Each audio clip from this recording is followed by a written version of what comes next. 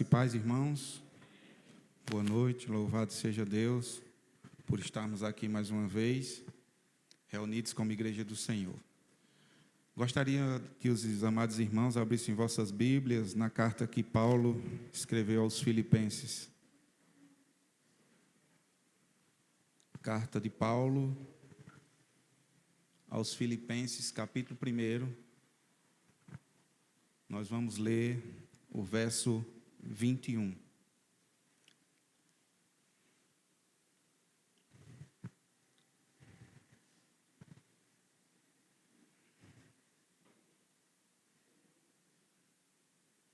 Amém? Carta de Paulo aos Filipenses, capítulo 1, verso 21, diz assim: Porquanto, para mim, o viver é Cristo, e o morrer é lucro. Amém? Oremos mais uma vez. Senhor Deus e Pai, estamos aqui, ó Deus, nesta noite reunidos como igreja Tua, Senhor, reconhecendo, ó Deus, a nossa total dependência do Senhor. Por isso, ó Deus, nós te pedimos em nome de Jesus, ó Pai, que o Senhor, ó Deus, nos abençoe, que o Senhor, ó Deus, traga, Senhor, o entendimento, Senhor, da Tua verdade, Senhor.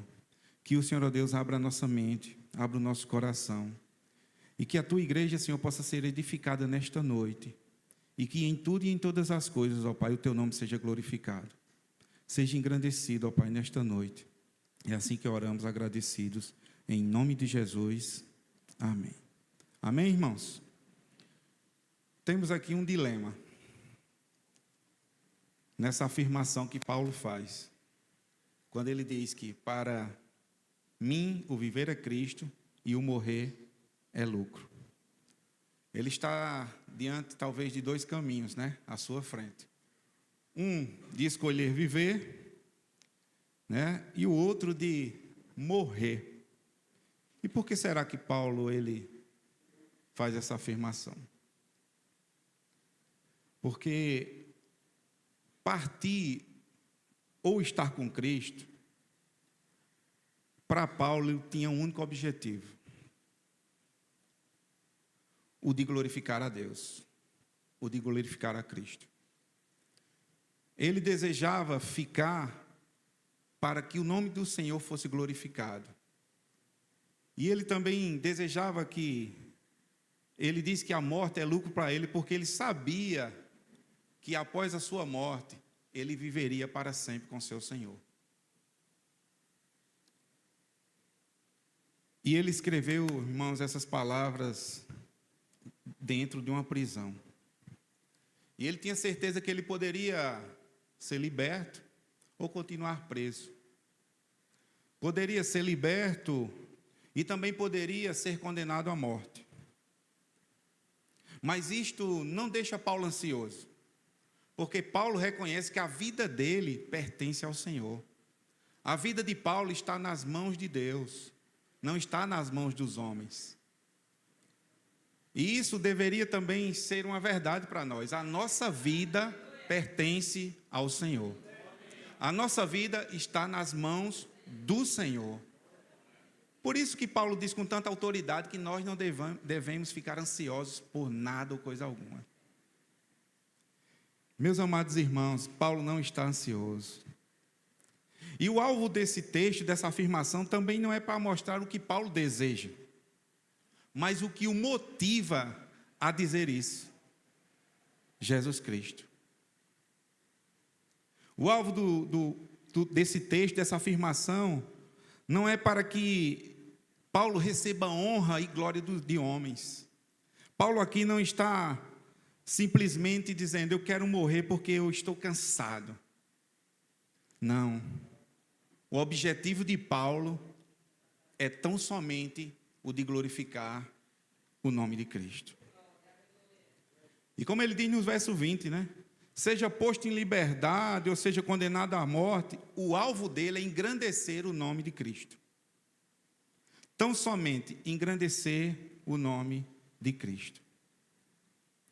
Então, irmãos, a grande ênfase desse capítulo 1 da carta aos Filipenses é mostrar Cristo. E que Cristo deve ocupar o lugar mais alto da nossa vida.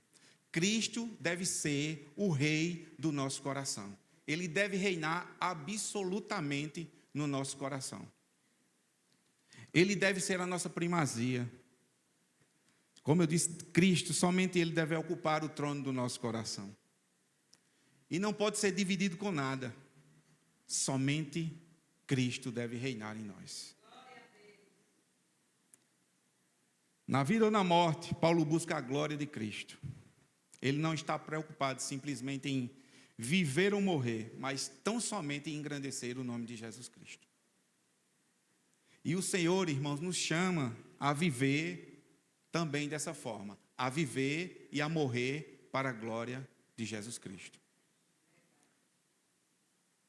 E nessa primeira sentença, quando ele diz que o viver é Cristo, o que significa para nós? O viver do crente é Cristo.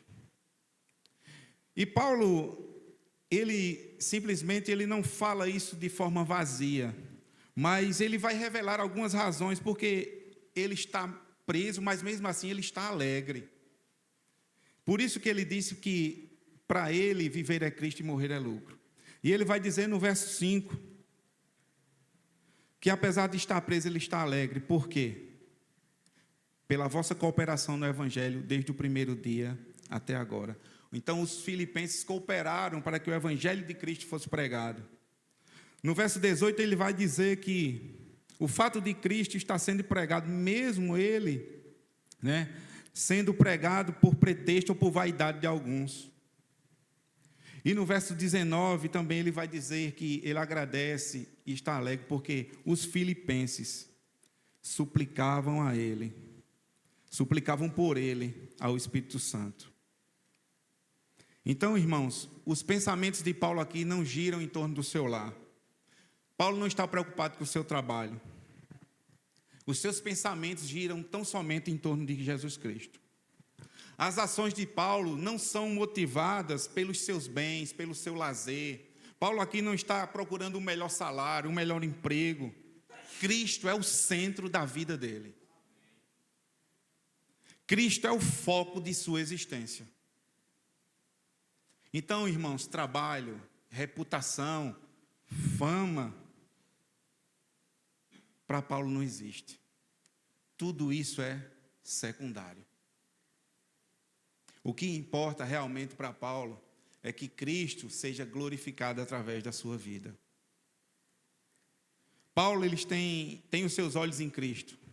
Por isso que ele está cheio de ânimo. Mesmo numa situação em que para nós poderia ser desesperadora. Pois Paulo está preso. Ele podia estar depressivo, angustiado. Talvez se vitimizando, escrevendo aos filipenses, olhe, porque eu preguei a Cristo, agora eu estou preso. Mas não é assim. Paulo escreve essa carta da prisão, e essa carta é conhecida como a Epístola da Alegria. Paulo está alegre, e o motivo da sua alegria é um só: Jesus Cristo. Jesus Cristo. A alegria principal do apóstolo Paulo é Jesus Cristo. E o objetivo principal dele é engrandecer a Cristo. E Paulo sabe, irmãos, que a sua existência, a razão da sua existência é Cristo. Porque Cristo comprou e o lavou com o seu sangue precioso. Foi Cristo, irmãos, que padeceu na cruz em favor de Paulo. E em favor também de todos nós. Foi Cristo que se tornou maldição na cruz em favor de Paulo e também de todos nós.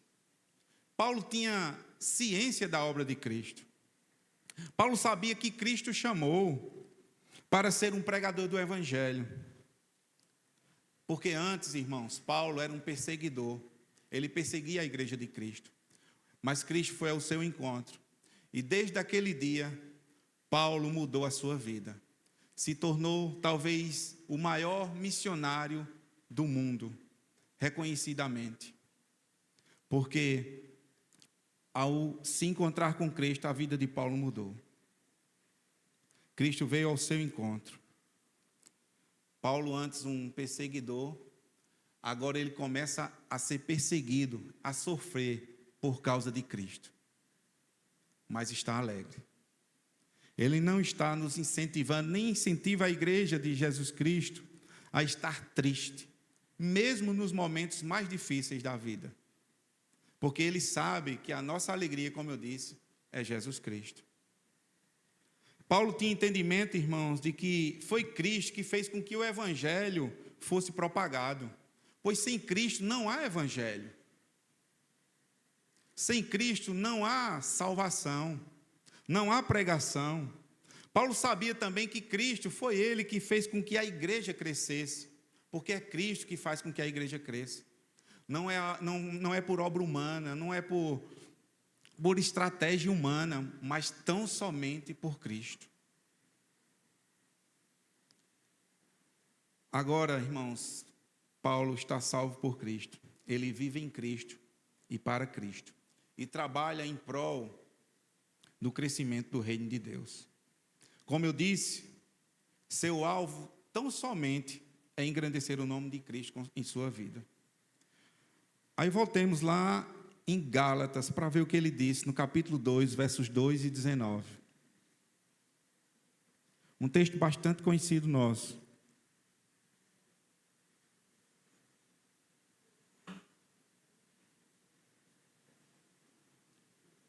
Gálatas 2,19 e o verso 20 diz assim: porque eu, mediante a própria lei, morri para a lei, a fim de viver para Deus. Estou crucificado com Cristo. Logo, já não sou eu quem vive, mas Cristo vive em mim. E esse viver que agora tenho na carne, vivo pela fé no Filho de Deus, que me amou e a si mesmo se entregou por mim. Paulo entendeu o que Cristo fez por ele. Por isso que a primazia na vida de Paulo era Cristo. Paulo, irmãos, está tão tomado por Cristo, que Cristo é a sua visão, Cristo é a sua agenda, Cristo é a sua vida.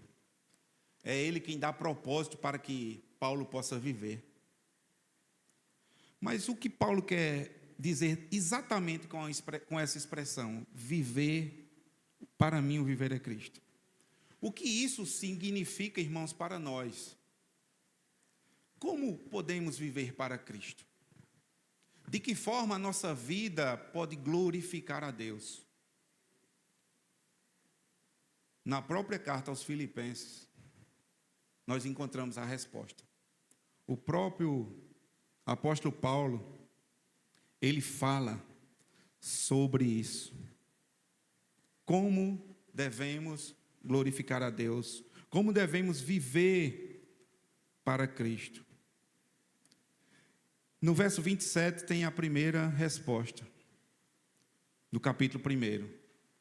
Vivei, acima de tudo, por modo digno do Evangelho de Cristo, para que, ou indo ver-vos, ou estando ausente, ouça no tocante a vós outros, que estáis firmes em um só espírito, como uma só alma, lutando juntos pela fé evangélica. Meus amados irmãos, o Evangelho não aponta somente, nos aponta não só o perdão dos pecados, mas também nos revela a vida que Deus quer que levemos para glorificar o seu nome. Então, viver de modo digno do Evangelho, irmãos, é abandonar o pecado. Viver de modo digno do Evangelho é não se conformar com o imundo, mas ser um imitador de Cristo. Por isso que Paulo ousadamente falou: sejam meus imitadores como eu sou de Cristo. Viver de modo digno do Evangelho é seguir e obedecer os mandamentos do Senhor. E é isso que Paulo escreve na carta aos Efésios, capítulo 4, versículo 1 e 2. Por isso eu, prisioneiro no Senhor, peço que vocês vivam de maneira digna da vocação que foram chamados, com toda a humildade e mansidão, com longanimidade, suportando uns aos outros em amor. Então Paulo vai dizer nessa carta, nesse capítulo 4 de Efésios 1 e 2, vivam com toda a humildade. Ser humilde, irmãos, é estar disposto a servir aos outros. É uma forma prática de colocar o Evangelho. Nós colocamos o evangelho em prática quando somos humildes. E é isso que o próprio Senhor, Paulo vai falar aqui do nosso Senhor Jesus Cristo, no capítulo 2, do verso 1 ao 5. Se há, pois, alguma exortação em Cristo, alguma consolação de amor, alguma comunhão do Espírito, se há entranhados afetos e misericórdias, completai a minha alegria de modo que penseis a mesma coisa, tenhais o mesmo amor, sejais unidos de alma, tendo o mesmo sentimento. Nada façais por partidarismo ou vanglória, mas por humildade, considerando cada um os outros superiores a si mesmo. Não tenha cada um em vista o que é propriamente seu, senão também cada qual o que é dos outros. Tende em vós mesmos o sentimento que houve também em Cristo Jesus. E Paulo aqui vai falar da humilhação de Cristo, quando ele se esvaziou da sua glória, se despiu da sua glória e se tornou obediente até a morte de cruz. Viver de modo digno do Evangelho, irmãos, é abandonar o pecado, é imitar a Cristo e seguir os seus mandamentos. Viver para Cristo também é quando nós padecemos por amor a Cristo. Isso também é um viver de modo digno do Evangelho, quando somos perseguidos por causa do Evangelho. Não quando somos perseguidos por causa de um partido político, por causa de um pensamento filosófico. Não. O próprio Senhor Jesus diz que quando nós fomos perseguidos por causa do Evangelho, por causa dele, bem-aventurados nós somos. Bem-aventurados sois quando forem perseguidos por causa do meu nome. Então, Paulo, ele estava preso, não porque cometeu um crime, mas por causa da pregação do Evangelho. Será que algum de nós já foi perseguido por causa do Evangelho? Eu acredito que sim. Acredito que, talvez nem todos, mas muitos de nós já fomos perseguidos por causa da nossa fé. Mas nós não devemos retroceder, porque Cristo está conosco, como já nos foi dito esta noite. Ele não nos abandona. Que possamos ser crentes vigorosos nesse sentido, de não abandonar a nossa fé quando nós formos perseguidos. Porque, irmãos, quando estamos sendo perseguidos por causa do Evangelho, o nome do Senhor também está sendo glorificado. O viver para Cristo também é quando ele ama a igreja de Cristo. Paulo, ele amava as igrejas e ele se preocupava com elas. Ele tinha um amor profundo por essa igreja de Filipos. Foi ele que fundou essa igreja. Foi ele que fundou com o seu trabalho missionário. Então, nós também vimos nessa carta que Paulo orava pelos irmãos de Filipos. E mesmo preso, quando ele escreve, ele encoraja os irmãos a estarem alegres, mesmo diante das dificuldades. Paulo desejava estar com esses irmãos para que pudessem ajudá-los a progredir na fé, como está no capítulo 1, os versos 25 e 26. E por que Paulo, irmãos, amava a igreja? Porque Paulo, ele se dedicava, ele orava pelos irmãos, ele estava preocupado com a igreja de Jesus Cristo, por causa de que ele amava o cabeça da igreja, Jesus Cristo. Porque, irmãos, quem ama a Cristo, ama a igreja do Senhor. A igreja, ela é de Cristo. Foi Ele que comprou com seu sangue. Nós devemos amar a igreja e nós devemos servir a igreja, para que a igreja possa crescer e ser edificada. Esse era o propósito de Paulo. Nós não podemos amar o noivo, irmãos, e odiar a noiva. Nós não podemos amar a Cristo e repudiar a sua igreja. E muitas vezes nós nos deparamos com essas situações. Eu amo a Cristo, eu sou de Cristo, mas eu não quero mais estar na igreja, eu não quero mais congregar, eu não suporto mais aqueles irmãos. Isso não pode existir, irmãos. Quem ama a Cristo, ama a igreja que é de Cristo. Foi Cristo que comprou a igreja com seu sangue precioso. Se você diz que ama a Cristo e vive para Ele, e se não mostra nenhum interesse pela edificação da igreja, você não usa os seus dons, você não ora pela igreja, você não congrega com os demais irmãos, então, irmãos, se estamos nessa situação, nós estamos nos enganando. Nós vivemos para Cristo, irmãos, quando nós amamos a igreja de Cristo. Precisamos colocar essa verdade em nosso coração. Não podemos de forma alguma desassociar a igreja de Jesus Cristo. Não existe igreja sem Cristo. Não existe igreja sem Jesus Cristo.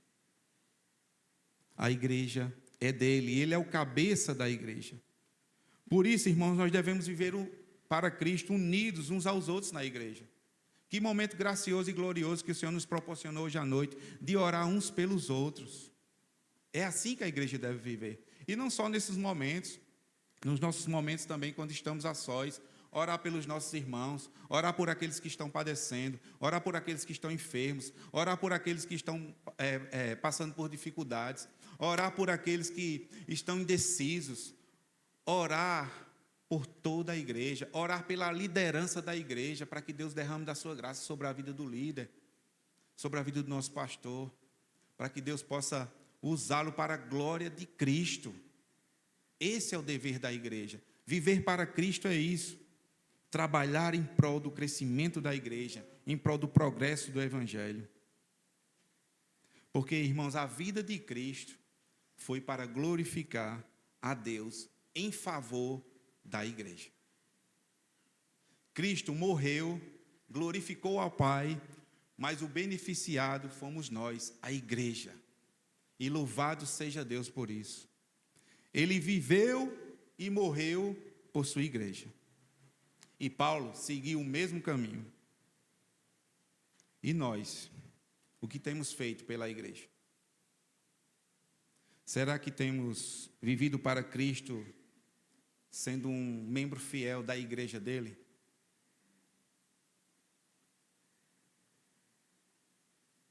O viver também para Cristo, irmãos, para nós, crentes, é quando confiamos inteiramente em Cristo. Quando nós dependemos totalmente dele, em tudo na nossa vida. Um texto que é muito mal interpretado, que está nessa mesma carta, no capítulo 4, versos 12 e 13. Quando Paulo diz que tanto sei estar humilhado, como também ser honrado, de tudo e em todas as circunstâncias já tenho experiência, tanto de fartura como de fome, assim de abundância como de escassez. Tudo posso naquele que me fortalece. Meus amados irmãos, quem tem Cristo em sua vida, não entre em desespero diante das aflições. Quem tem Cristo em sua vida, diante das adversidades, não entre em desespero. Porque, irmãos, nós podemos passar por dificuldades, mas em Cristo nós encontramos forças para continuar a jornada. Ele não é só a nossa alegria, Cristo é a nossa força. Ele é que nos fortalece. Ele é o nosso dono, Ele é o nosso amigo, Ele é o nosso refúgio, Ele é a nossa fortaleza. Por isso que no Evangelho de João, capítulo 16, no verso 33, ele vai dizer que nós devemos ter bom ânimo, porque Cristo, Ele venceu. E Ele venceu em nosso favor. E louvado seja Deus. Por isso, irmãos, nós precisamos entender que nós dependemos dEle. E que mesmo em aflições, nós possamos ter coragem, possamos ter bom ânimo. Mais uma vez eu repito, no início do culto o pastor nos falou isso. Cristo está conosco. Ele disse que estaria conosco até a consumação dos séculos. Ele não irá nos abandonar nunca. E que isso possa nos fortalecer. Cristo não irá nos abandonar nunca. Louvado seja Deus por isso. Então, será que o nosso viver, o nosso estilo de vida tem refletido a glória de Cristo? Será que Cristo tem sido visto na nossa vida, no nosso trabalho, no nosso lar? onde quer que nós estejamos. E nós não precisamos responder, porque Ele sabe. Mas que possamos fazer uma reflexão acerca disso. Nós não podemos ter duas vidas. Nós devemos amar a Cristo no nosso lar, na igreja, no nosso emprego, na escola, na universidade. Onde quer que nós estejamos, Cristo deve ser a primazia no nosso coração. Esse é o viver para Cristo que nós devemos viver. Será que nós temos amado a esse Senhor? Será que Ele tem sido a razão do nosso viver? Será que Cristo tem sido a coisa mais importante da nossa vida? Será que nós temos dado ao Senhor tudo o que nós temos? Nós temos servido a esse Cristo com os nossos dons, com tudo que temos e que somos, com o nosso corpo. Será que nós temos vivido dessa forma para glorificar a Deus? Será que nós temos vivido para engrandecer o seu nome? Nós temos que sempre fazer essa autorreflexão. Porque, irmãos, muitas vezes quando nós olhamos para a igreja no contexto geral,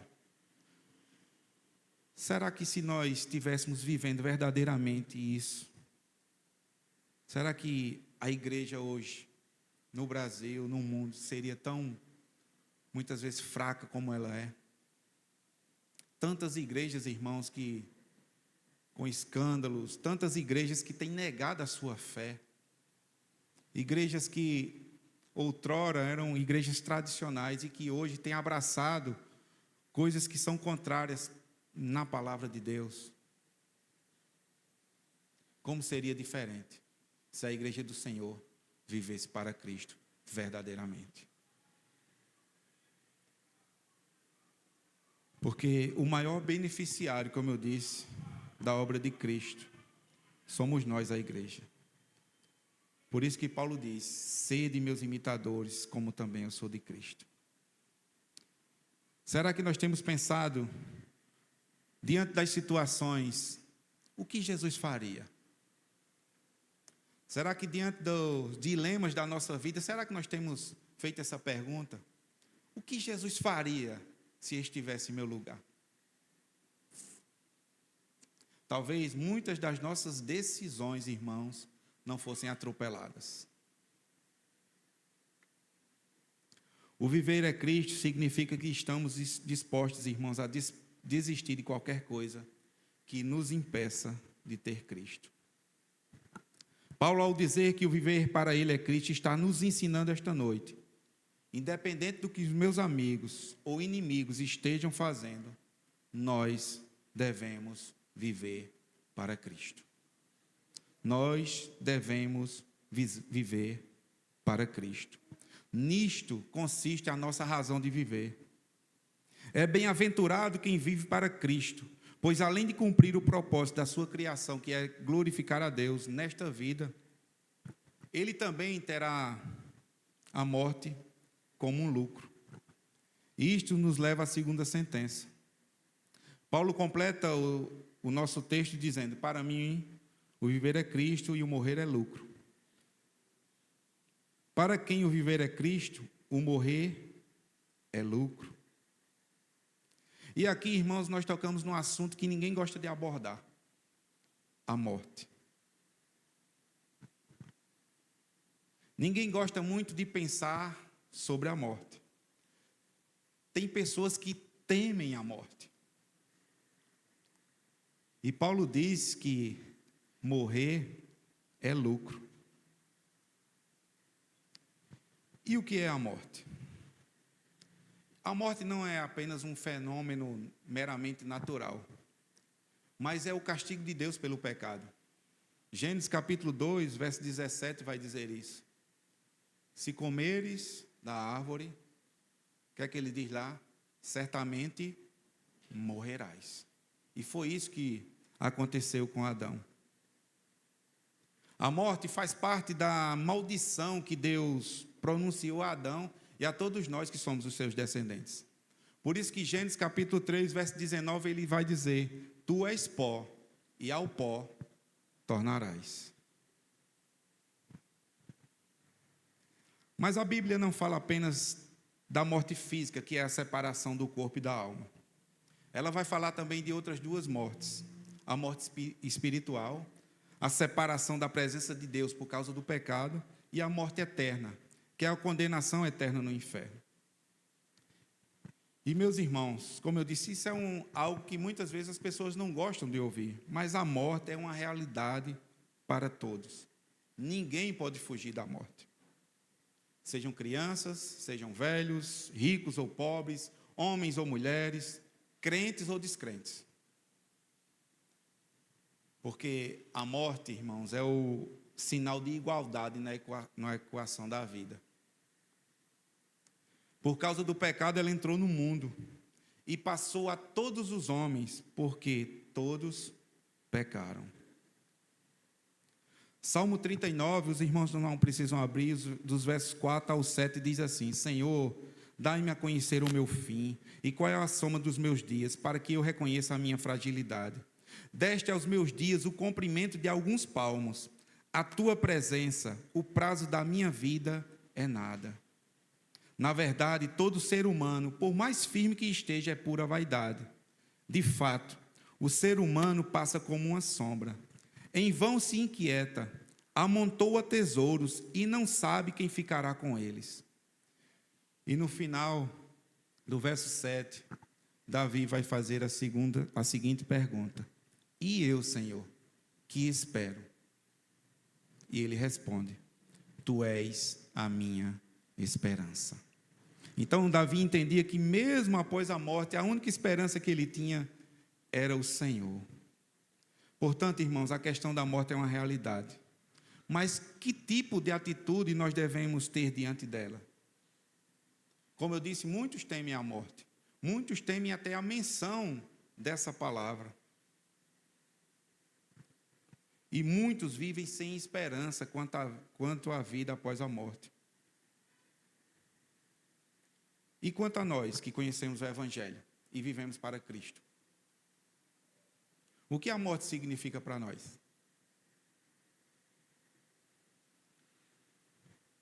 Meus amados irmãos, esse assunto que traz desesperos para muitas pessoas e que ninguém muitas vezes não gosta de conversar, é um assunto que é consolador para o povo de Deus. E a Bíblia está cheia de consolo para o crente quando o assunto é a hora da sua morte. Salmo 116, verso 15: Preciosa é aos olhos do Senhor a morte dos seus santos. Apocalipse, capítulo 14, verso 13, vai dizer: Bem-aventurados os mortos que desde agora morrem no Senhor. Então, no texto que lemos, traz também consolo ao nosso coração. Paulo vai dizer que o morrer para ele é lucro. E essa é a confissão de fé que todo verdadeiro crente deve ter. Uma fonte de consolo para todos nós que somos do Senhor. A morte física, irmãos, não é o último estágio. Não é o último estágio da vida daqueles que foram alcançados pelo Senhor. Mas é uma bênção de Deus para nós. Uma vantagem, pois significa deixar esse mundo e todo o seu sofrimento para descansar nos braços de Cristo. Por isso que Paulo vai dizer que é incomparavelmente melhor no verso 23. E aqui, irmãos, nós não estamos fazendo uma apologia à morte. Eu não estou dizendo aqui para que ninguém se cuide, para que ninguém procure um médico, para que ninguém deixe de tomar sua medicação. Não, mas para que, diante dessa realidade, que talvez, não sei, muitos de nós irá enfrentar, nós não venhamos a estar contristados. A morte do santo é apenas a passagem para que ele possa viver eternamente no gozo do seu Senhor. Como disse o pastor no último domingo aqui, nós não devemos nos desesperar com isso, porque o Senhor diz no Salmo 139 que todos os nossos dias foram contados. Todos os nossos dias. Então, quando chegar o dia, foi determinado pelo Senhor, que possamos pensar acerca disso. E nós que somos cristãos, irmãos, nós devemos não temer a morte, mas entender que no dia que morrermos é lucro, assim como Paulo fez, assim como Paulo escreveu. Quem vive para Cristo e morre em Cristo vai habitar com o Senhor. Foi isso que Cristo afirmou para o ladrão arrependido lá na cruz, Lucas 23, 43. Em verdade te digo que hoje estarás comigo no paraíso. A alma do crente, irmãos, não vai para o purgatório, também não vai ficar dormindo até a volta de Cristo, mas vai para a glória, estar com seu Senhor para todo sempre. É verdade que muitas vezes nós ficamos tristes com a partida dos nossos entes queridos. A ausência de um ente querido muitas vezes vai nos deixar tristes. Mas se ele morreu no Senhor, irmãos, não há motivo para tristeza. Ele estará para sempre com o nosso Senhor. E um dia nós o encontraremos na glória. Por isso que Davi diz, essa é a nossa esperança. Morrer é lucro, é vantagem para aqueles que estão em Cristo. Porque, como disse Paulo, né? Partir e estar com Cristo é incomparavelmente melhor, quando ele diz no verso 23. Nós, irmãos, não devemos desejar morrer ou ir para o céu para se livrar dos nossos problemas. Porque, como eu disse, todos os nossos dias já foram determinados. Mas que na nossa existência e na nossa morte possamos glorificar tão somente a Deus. Que esse seja o desejo do nosso coração. Viver para Cristo e morrer para estar com Ele. Não precisamos temer a morte ou ficar desesperado quando Deus levar um irmão amado nosso. Ele estará com Cristo e para lá também iremos. Quer vivamos ou morramos, somos do Senhor, pois pertencemos a Ele, corpo e alma. E Ele é o nosso único consolo, irmãos, na vida e na morte. Ainda que andemos pelo vale da sombra da morte, o Senhor está conosco. E nada neste mundo, nem mesmo a morte, poderá nos separar do amor de Deus que está em Cristo Jesus. E é isso que Deus nos diz essa noite, para que nós possamos viver para Ele. E que nem a morte, irmãos, pode nos separar desse amor grandioso. Jesus venceu a morte, irmãos. A morte não tem mais a última palavra sobre a nossa vida. A morte não pode mais nos assustar. Cristo venceu a morte. Por isso que Paulo, ao escrever aos Coríntios, ele diz, onde está a tua vitória, ó morte? Por isso que Paulo vai afirmar que o morrer é lucro. Então, meus irmãos, é assim para nós. É assim que nós devemos viver para Cristo. Cristo deve ser a prioridade na nossa vida, acima de qualquer coisa. Ele deve ser o foco principal da nossa vida. Cristo deve ser o ponto principal na nossa mente, no nosso coração, na nossa alma. Tudo que nós devemos fazer para glorificá-lo.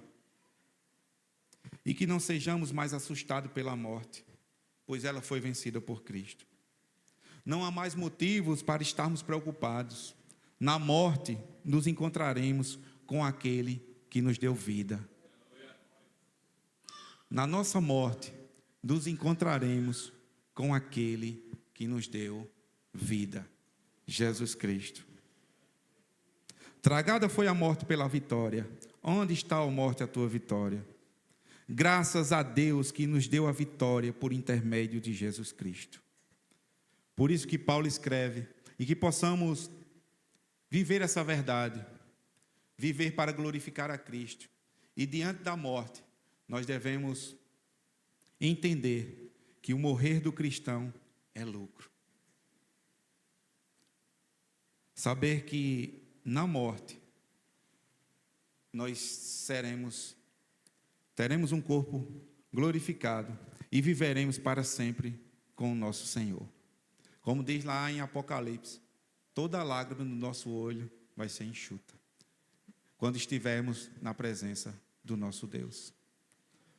Por isso que devemos viver no tempo presente, glorificando a Deus. E entender que naquele grande dia, no dia que o Senhor nos chamar, nós estaremos com Ele para todo sempre. Que essa verdade possa estar em nosso coração. Que a nossa vida exalte aquele que nos deu vida quando nós ainda estávamos mortos. Que essa seja uma realidade na igreja de Jesus Cristo, para a glória dele mesmo e para que o nome dele seja conhecido diante de todos. Amém? Glória a Deus. E eu louvo a Deus pela oportunidade e agradeço ao Senhor por poder estar aqui mais uma vez compartilhando a palavra com os irmãos. Amém?